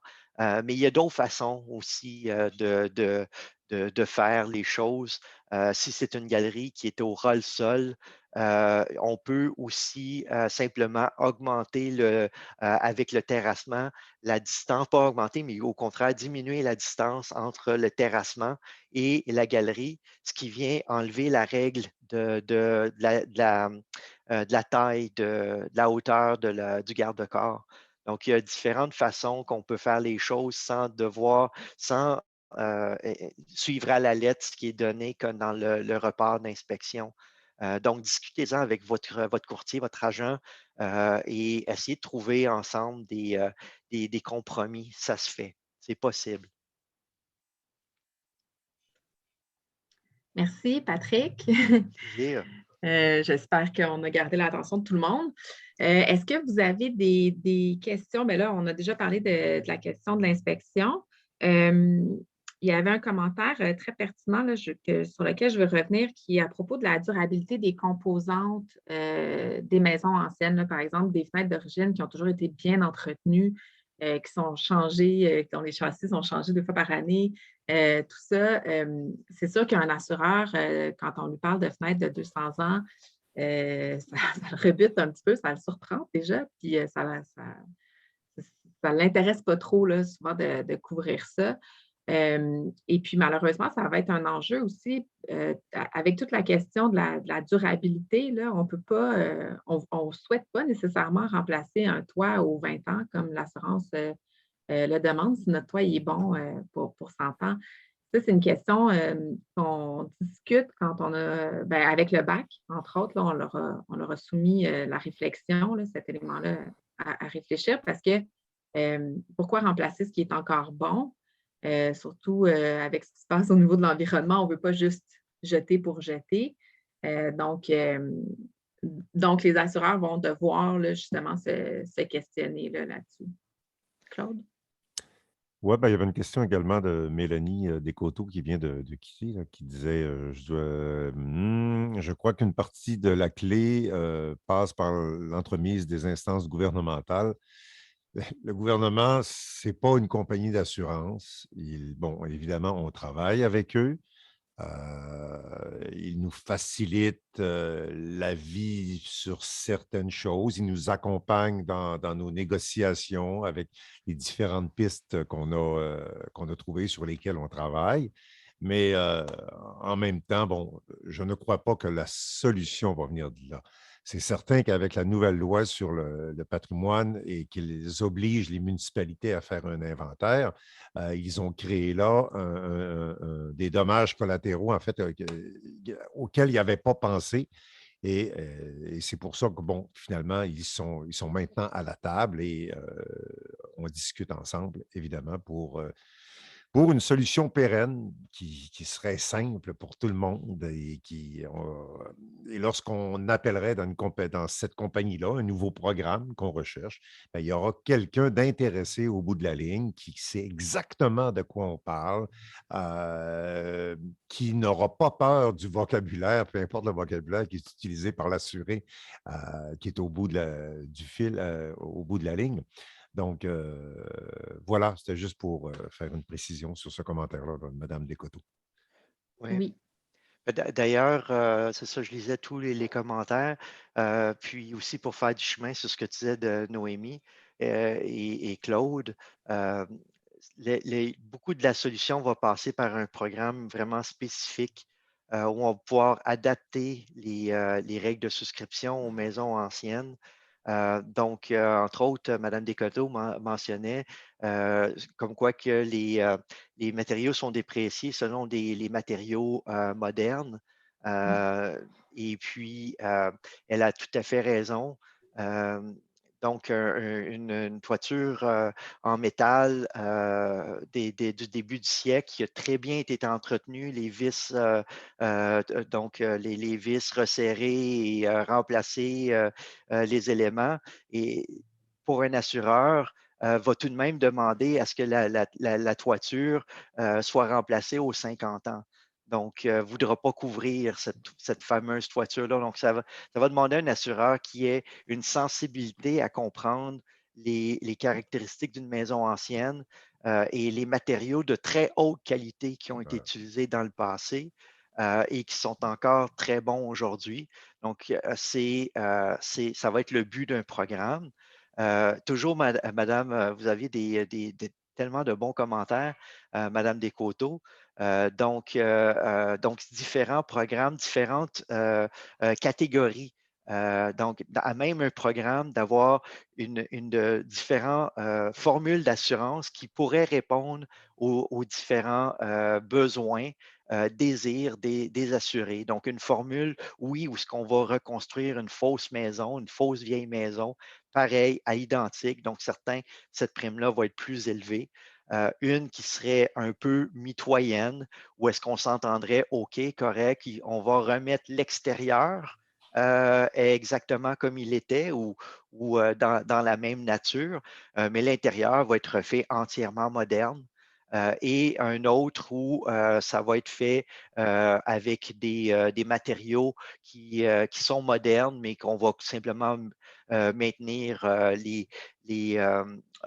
même volumétrie, un peu le look, mais tout va être entièrement moderne. Donc, encore une fois, un coût d'assurance moindre. Donc, ça va passer beaucoup par la mise sur pied d'un programme d'assurance spécifique, intelligent pour les maisons anciennes, parce que les autres assureurs, comme je disais tantôt, leur but, c'est de streamliner, de homogénéiser leurs produits d'assurance pour couvrir monsieur, madame, tout le monde, non pas les besoins spécifiques de certains assurés. Effectivement. Au niveau des inspecteurs, là, je ne sais pas, peut-être Patrick, tu peux confirmer, mais moi, j'ai l'impression, c'est le commentaire de Sophie Vaillancourt qui dit qu'il pourrait y avoir des inspecteurs formés pour les bâtiments âgés, particulièrement dans des régions où il y en a en abondance. Là, on parle surtout de la région autour de Québec, les gens d'Orléans, tout ça. Effectivement, ça serait pertinent, mais je pense que quand il y aura justement un programme puis un assureur affilié à ce programme-là, bien, ce sera à lui à avoir une expertise qui va se développer puis se concrétiser parce qu'il va y avoir beaucoup de travail. Absolument. Absolument. Si Émilie peut développer sur l'enjeu sur la demande des lettres aux municipalités. Oui, merci, M. Toupin, là, de tous vos bons conseils. Puis là, je prends mon chapeau qui travaillent dans une municipalité, puis qu'on se fait beaucoup demander par des gens, justement, des lettres, là, puis il y a vraiment un enjeu, par exemple, dans le cas de la région de Québec, là, c'est la commission d'urbanisme, et dans d'autres cas, c'est des CCU, là, des comités consultatifs d'urbanisme, et les municipalités ne peuvent pas prévoir à l'avance, par exemple, les dommages. Et c'est dans le fond, les exigences et les recommandations advenant un sinistre vont dépendre de est-ce que la maison a été affectée, par exemple, est-ce que c'est juste le toit qui a brûlé, il faut juste changer le toit, donc on va demander de faire un toit similaire, alors que si la maison est détruite à 70 on ne demandera pas de refaire une copie de la maison ancienne, puis la municipalité va accepter une maison de nature contemporaine, par exemple, mais qui s'intègre en termes de gabarit dans son contexte urbain. Et donc, c'est sûr que nous, des fois, on va faire une lettre qui fait juste confirmer le statut juridique, mais encore là, c'est de l'information qui est publique, qui nous fait qui nous donne le sentiment de travailler dans le beurre, parce que si un bâtiment est classé, c'est une information qui se trouve sur Internet. Il y a une carte interactive au niveau de la municipalité qui va dire justement si le bâtiment est dans un PIA ou dans un CCU ou quoi que ce soit. Mais on ne peut pas aller plus loin sur les exigences, justement parce que c'est du cas par cas et ça dépend du sinistre qui n'est pas arrivé encore.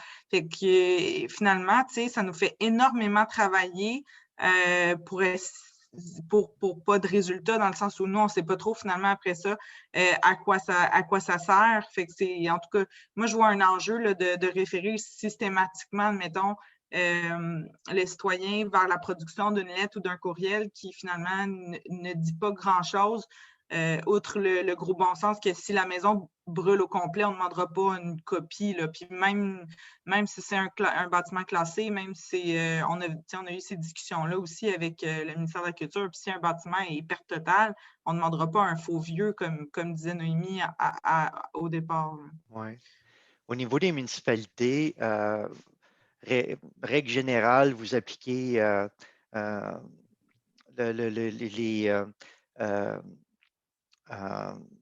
règle de 50 mais je dirais que c'est surtout parce que l'assureur lui, ne va pas faire les recherches. L'assureur, lui, il ne fait pas les recherches. Il ne va pas se casser la tête. Il veut avoir les informations qui lui soient tout complètes, tout données. Donc, c'est là la lettre d'être en mesure. En fait, ça pourrait être la lettre, mais ça pourrait aussi être un lien vers l'information aussi, si c'est effectivement disponible en ligne. Mais c'est de nous aider à avoir les informations qu'on puisse donner à l'assureur, notamment sur le pourcentage. Parce qu'il n'y a pas juste les maisons anciennes, il y a des maisons qui sont récentes aussi, qui sont assujetties à des dispositions légales, comme par exemple trop proche de la rue. Donc, ça advenant un certain pourcentage de destruction du bâtiment, ils doivent se déplacer plus loin de la rue ou plus loin d'un lac. Donc, c'est le même principe finalement, c'est de pouvoir savoir c'est quoi le pourcentage, c'est quoi qui est attendu au niveau de la municipalité. Au niveau du ministère, on a eu une réponse. Au départ, on était, nous, sous l'impression que le ministère travaillait un peu sur la même base, donc environ ce 50 %-là, et on a appris que malheureusement, le ministère peut décider que même à 90 % de destruction, il veut que le bâtiment se reconstruise à l'identique. C'est la prérogative du ministre. Donc, au niveau du ministère, ils sont venus rajouter une petite couche d'incertitude pour les assureurs. Pas une petite couche, mais une assez grosse. D'imprévisibilité. Oui, c'est ça. C'est Mais vraiment par rapport le au nerf de la 50 guerre. c'est un règlement, ça peut être dans des règlements municipaux, mais dans le cas, par exemple, de la commission d'urbanisme, on parle quand même de près de 15 000 bâtiments qui sont dans ce règlement-là. C'est du qualitatif. Donc, c'est-à-dire que peu importe le pourcentage, si c'est juste la façade d'avant, ben, on peut exiger, par exemple, de remettre des fenêtres de style traditionnel. Même si c'est un bâtiment contemporain, il peut avoir certaines exigences, puis ça dépend des gens qui vont siéger, par exemple, à la commission d'urbanisme, parce que le même cas pourrait arriver à 3 ans d'écart, puis les exigences ne seraient pas les mêmes en fonction des orientations de la municipalité, du parti au pouvoir ou des individus qui siègent. C'est pour ça que je fais juste expliquer que c'est tellement des enjeux qui sont hypothétiques, qui sont difficiles à mentionner. Puis même dans mon cas, là, je suis en processus, par exemple, de renouvellement. Et puis même avant même que je mentionne quoi que ce soit, ma propriété est située dans un site patrimonial déclaré. Et je dirais que la totalité des assureurs, dès que je donne mon code postal, le savent. Donc, j'ai même pas à donner cette information-là. Finalement, ils le savent déjà. Ouais. Mais c'est bon, merci. Mais il y a quand même des... En fait, tu viens de nous les donner, là. Vous avez quand même des lignes directrices ou des principes sur lesquels et ça serait possible d'avoir une lettre type. J'imagine que c'est ce que vous avez là, envoyé aux assureurs pour les rassurer. C'est un peu le terme bizarre qu'on utilise, là, mais pour leur donner un guide, en fait, parce qu'ensuite, à eux à voir comment ils interprètent ça. Là, mais j'avais une question sur les dépendances sur un site des bâtiments agricoles. Et là, je comprends que c'est comme avec l'habitation ancienne. Donc, le bâtiment agricole est une dépendance et la maison est ancienne aussi. Qu'en est-il? Je ne suis pas certaine de... Peut-être André Fontaine, vous voulez préciser votre question?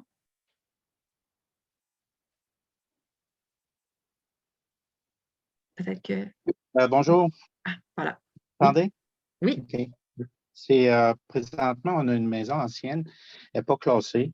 Sauf qu'on a des bâtiments agricoles, des bâtiments anciens qui sont encore utilisés avec des animaux pour les besoins agricoles des lieux. La situation, c'est qu'on a une couverture d'assurance qui diminue année après année avec des exclusions ou des avenants, comme vous les appelez. Et je me demandais, qu'en est-il dans le monde des assurances? Parce que la plupart du temps, les maisons anciennes viennent avec des dépendances ou des bâtiments qui ont eu une vocation ou qui ont encore une vocation, soit agricole ou d'usage courant. Fait que je me demandais qu'est-ce qu'il en était à ce niveau-là. Le monde agricole, en fait, c'est un secteur d'assurance très spécifique. Donc, il n'y a pas... c'est une autre bébête à part, je dirais. Seulement, dans le programme d'assurance que nous, on va mettre sur pied, ça va également être pour répondre... En fait, le programme qu'on va mettre sur pied va être pour tout type de bâtiment. Donc, qu'il soit à vocation résidentielle, agricole ou commercial, un B&B par exemple, ou un restaurant, un musée, un économusée. Donc, on va couvrir le bâtiment et après va venir se greffer d'autres produits d'assurance pour venir combler les autres besoins particuliers, les autres besoins, disons, plus réguliers, comme les biens meubles et les biens commerciaux, la responsabilité civile commerciale et ainsi de suite. Donc, on va vouloir avoir un programme qui va venir répondre à l'ensemble des besoins des maisons anciennes, des bâtisses, des constructions anciennes, peu importe leur utilisation.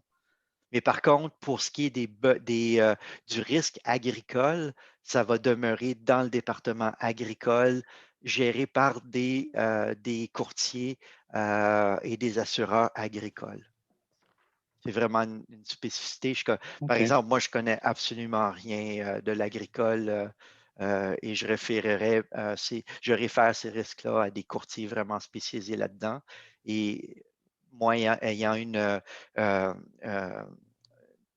disons, moi, une spécialité dans le niveau des arts, c'est la même chose qui se produit là, chez les autres courtiers. Là. Habituellement, c'est des bébites qui n'arrivent pas à gérer et puis nous les réfèrent à nous. Bien, merci beaucoup. Plaisir. Merci. On va essayer de conclure avec les dernières questions. Là. Je vous ai remis le lien pour le sondage. J'insiste vraiment que tout le monde y participe. C'est une dizaine de minutes à compléter et ça va nous aider énormément. On a Pauline Gérard qui demande, est-ce qu'il y a une obligation d'avoir une assurance pour une maison ayant un statut de maison reconnu au niveau provincial, donc une maison classée? Il n'y a pas plus d'obligations. J'en témoigne parce qu'on sait qu'on a des membres qui ont des maisons classées et qui n'ont pas de couverture d'assurance. Donc, ce n'est pas quelque chose qui est exigé par le ministère. C'est souvent plutôt exigé pour avoir une hypothèque. Est-ce que, donc, Pierre Blot qui demande, en cas d'un sinistre majeur qui implique une reconstruction, qu'en est-il des honoraires? Ah oui, ça, c'est une question qui revient souvent. Patrick, tu peux certainement répondre. Est-ce que, quand il y a vraiment là, un sinistre important, puis qu'on a des honoraires de professionnels, des architectes, des ingénieurs, etc., est-ce que c'est couvert, ça, par… Oui. Les frais, ça fait partie des frais complets, de la couverture complémentaire d'assurance. On va venir couvrir les frais relatifs à ça. Ce serait intéressant, Patrick, aussi, il y a une question de Lucie Jean, et ça, on n'en a pas parlé. Le problème que cause la disparité entre l'évaluation municipale, l'évaluation commerciale et tout ça, je sais que ça cause beaucoup de problèmes. En tout cas, on rentre encore dans l'imprévisibilité, non? J'ai pas trop suivi la question. La question, c'est est-ce que Ouais. les compagnies d'assurance ont plus tendance à assurer selon l'évaluation L'évaluation municipale? municipale. Ah, mon Dieu, non. OK. Ouais, c'est Donc, ça. ce qu'on nous, on couvre, c'est le coût de reconstruction de la maison. C'est là qu'est la problématique des maisons anciennes et des maisons surtout avec un caractère, une protection juridique patrimoniale. Donc, ce qu'on recouvre, c'est toujours le coût de reconstruction. On ne couvre jamais la maison selon la valeur municipale ou selon la valeur marchande de la maison. On va quand même prendre en considération ces informations-là pour déterminer si le montant d'assurance qu'on applique a de l'allure ou pas. Et idem pour je voulais faire un point et j'ai oublié. Mais oui, c'est le coût de reconstruction. Donc, la problématique avec les maisons patrimoniales, c'est déterminer le coût, ce coût de reconstruction-là.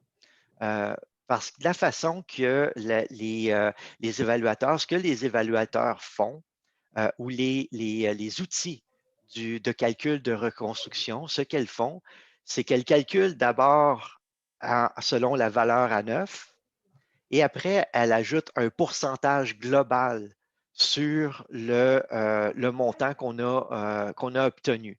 Ce qui fait gonfler artificiellement le coût de reconstruction, ce qui fait qu'une maison patrimoniale qui a un statut juridique patrimonial a, disons, une valeur municipale de 500 000, une valeur marchande de 750 000, un coût de reconstruction à neuf de 1 million, mais le coût de reproduction de la maison pour la remettre exactement est calculé à 1 500 000. Donc, on vient de dépasser du double de la valeur marchande de la maison et ça vient augmenter évidemment la prime.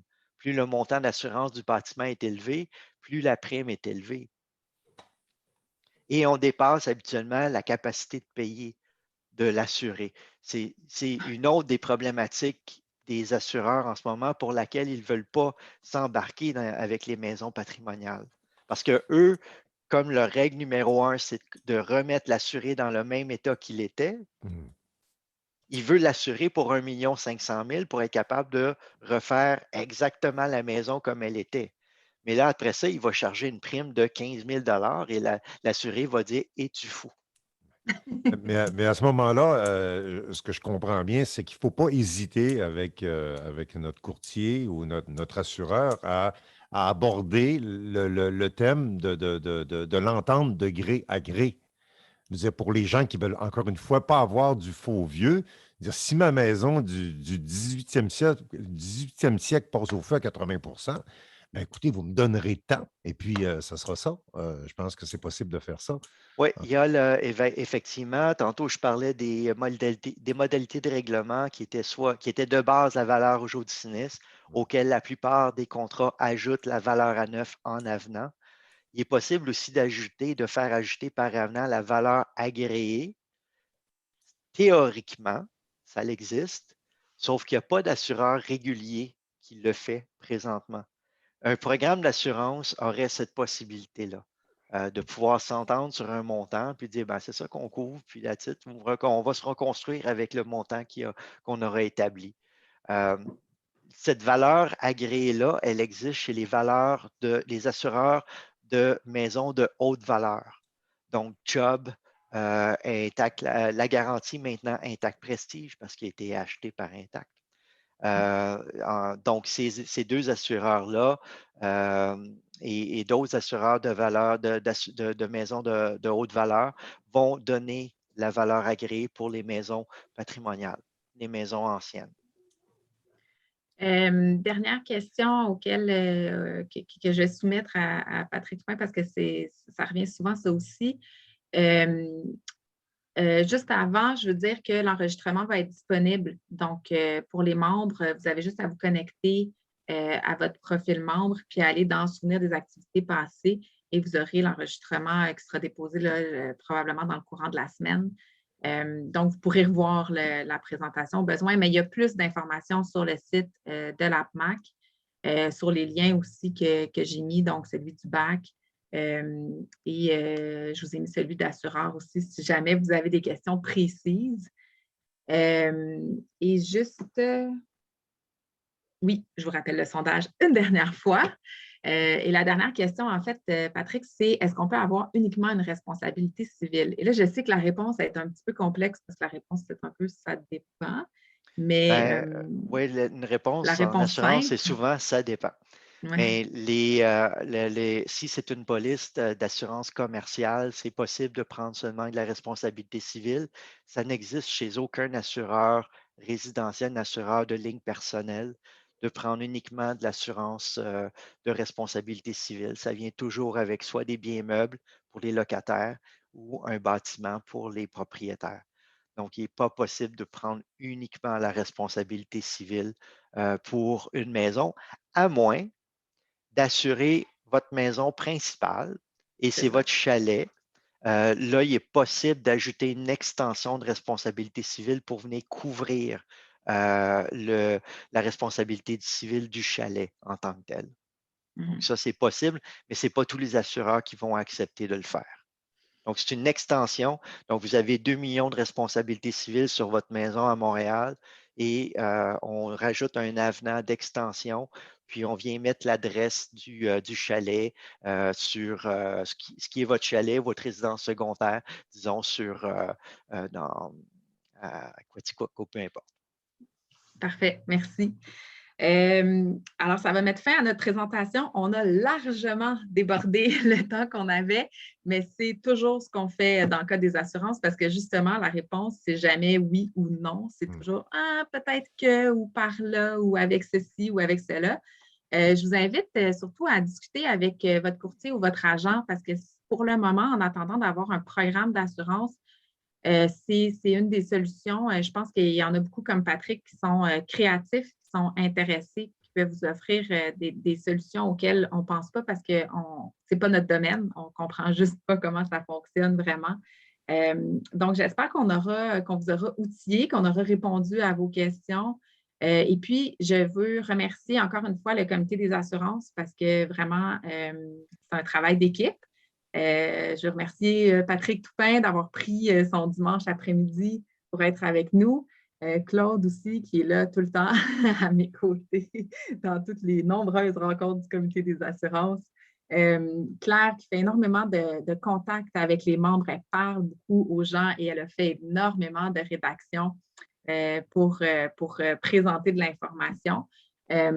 Et Daniel Milot, évidemment, à la technique, qui est toujours là pour chacun des événements. D'ailleurs, avant de vous laisser partir, la prochaine rencontre virtuelle, c'est le 30 janvier. toujours à 16 h. C'est avec Laurence Provencher-Saint-Pierre, qui est ethnologue et qui va nous parler de son expérience avec la collection de Robert Lionel Séguin. Donc, l'APMAC remet un prix Robert Lionel Séguin à chaque année. C'est l'occasion peut-être de vous familiariser avec le personnage, puis surtout avec son énorme collection qui est conservée au musée Pop de Trois-Rivières. Peut-être que parmi vous, certaines personnes ont eu l'occasion d'aller voir là, une partie, en tout cas, parce que tout n'est pas exposé. Je ne me souviens plus combien de pièces, mais c'est très, très impressionnant. Donc, je vous invite à vous inscrire. Toutes les activités sont sur le site de l'APMAC, évidemment. Merci beaucoup. Merci tout le monde. Au revoir tout le monde. Merci tout le monde. Au revoir. Merci.